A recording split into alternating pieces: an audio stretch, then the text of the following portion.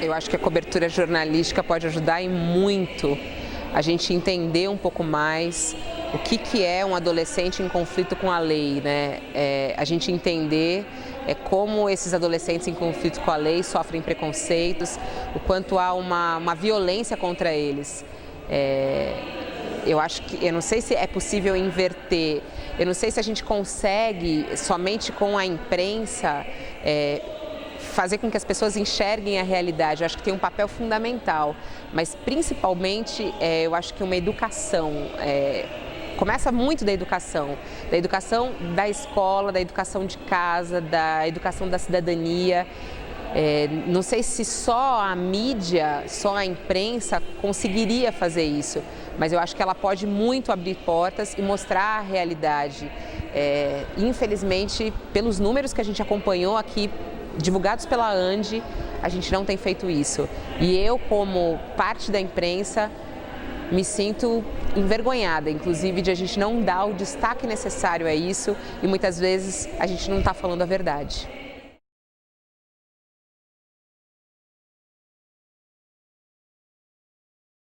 Quando a gente fala no termo sustentabilidade, algumas pessoas falam, é o termo da moda. Mas se você for traduzir, é o que representa tudo da vida, né? O que é ser sustentável? O que é um ser sustentável? O que é ser uma pessoa sustentável? É você poder se sustentar como pessoa, como ser humano, como consumidor. É uma visão tão ampla das coisas. E quando a gente fala o que é uma cidade sustentável, é uma cidade que consegue respeitar o ser humano, eu acho, que consegue ser sustentável. Ela só vai conseguir ser sustentável se ela conseguir respeitar o ser humano. Os direitos humanos, com o crescimento das grandes cidades, a sensação que dá, às vezes, é que há um abismo entre uma coisa e outra. Morando em São Paulo, a gente vê a dificuldade disso. Se a gente for ver a migração do campo para as grandes cidades, eu acho que fica ainda mais difícil quando a gente põe junto direitos humanos. E se a gente for jogar agora a sustentabilidade junto com o campo, com a migração do campo, com o crescimento das grandes cidades e os direitos humanos, fica mais complicado ainda, né? Como é que a gente poderia resumir tudo isso? Eu não sinto uma conexão entre uma coisa e outra hoje em dia em São Paulo, infelizmente eu não sinto. Eu vejo os direitos humanos sendo completamente desrespeitados, eu vejo a sustentabilidade ser tratada de uma maneira excluída, eu vejo o campo sendo ignorado e eu vejo a cidade crescendo. Eu acho que uma coisa tem que estar relacionada à outra, mas infelizmente elas estão desconexas. É só isso que eu posso dizer. Eu não sei de que maneira a gente pode entrelaçar uma coisa na outra. Sinceramente, eu não sei. A gente precisa estudar mais sobre isso.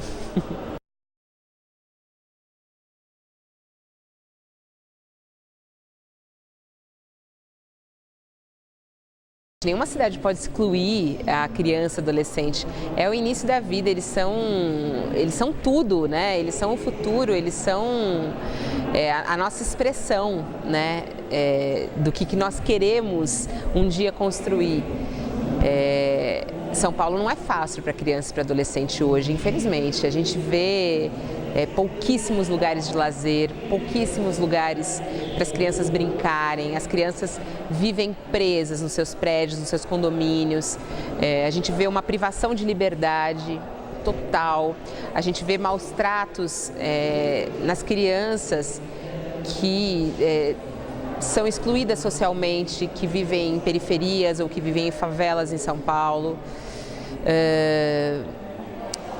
Eu acho que a gente não pode dizer São Paulo é um bom lugar para as crianças. São Paulo tem que ser um bom lugar para as crianças, para os adolescentes. A gente tem que transformar isso. Não vejo essa movimentação hoje em São Paulo. São Paulo está muito difícil para as crianças e para os adolescentes. Mas a gente não pode dizer que São Paulo não é uma cidade para as crianças e para os adolescentes. Isso é um absurdo a gente pensar isso. Ela é difícil hoje, mas a gente tem que vencer. E as crianças e os adolescentes têm que ganhar espaço em São Paulo. Isso é urgente. Isso tem que que ser modificado. As eleições municipais estão aqui nesse ano, esse ano é de discussão disso.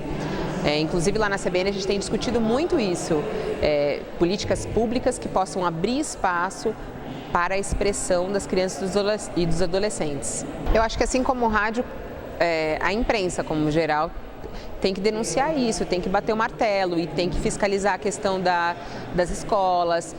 Recentemente a gente fez uma reportagem nas escolas que ainda tem escolas de lata em São Paulo. Eu acho que é mostrando a realidade mesmo. As crianças que não conseguem brincar, assim como outros veículos, tem que trazer, mostrar a realidade e mostrar as possibilidades. Não tem que ser assim.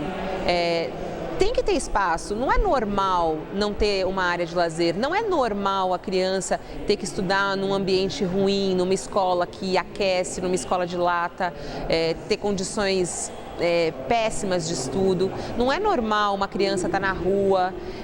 Então eu acho que através realmente desse retrato e mostrar quais são as possibilidades, ouvir o que é o certo, não só o que é o errado, o que é o certo para as crianças e para os adolescentes. Eu acho que o rádio tem um papel fundamental e por a gente ser uma rádio de notícias, 24 horas de notícias, a gente tem muito espaço para isso, com entrevistas, com debates. A gente vai fazer debates esse ano de eleições, a gente vai fazer debates na área de educação, na área de meio ambiente, na área de transporte e sempre também com espaço para as crianças e para os adolescentes, porque eles estão dentro da cidade e a cidade tem que olhar para eles. E eu acho que o rádio tem esse papel também, já que a gente tem espaço, já que a gente pode falar à vontade, a gente tem esse compromisso também.